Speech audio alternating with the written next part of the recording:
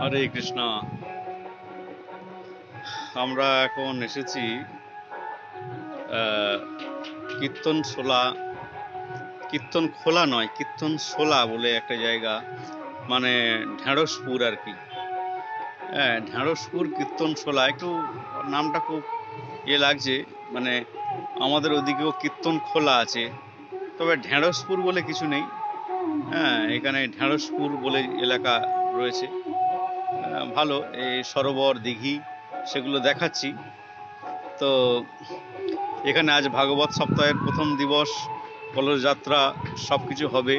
এদিকে প্যান্ডেল হয়েছে বিরাট বড়, সেগুলো আমরা পরস্পর দেখব। আগে ভোগ প্রকৃতি দেখে নিই যে মানুষজন কীভাবে এখানে বড় সরোবর স্নান আদি করে, সেগুলো আমরা দেখতে পাবো। আপনারা তো সঙ্গেই থাকুন। হ্যাঁ, এই বিরাট বড় সরোবর দেখুন। হ্যাঁ, এই তাল দিঘি, তাল পুকুর আর কি।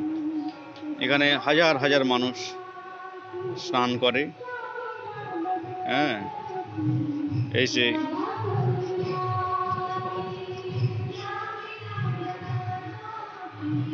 লোকজন স্নান,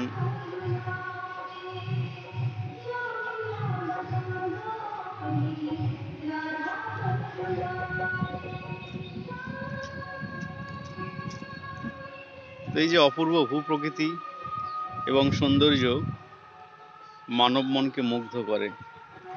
সেই সঙ্গে এখানে জঙ্গল, হ্যাঁ, সমস্ত কিছু একটা অভিভূত অবস্থা এবং মিলেমিশে একাকার হয়ে রয়েছে। যদিও মাধ্যমিক পরীক্ষা, তবুও মানে ভাগবত ভক্তের কৃপা হলে কি না হয়।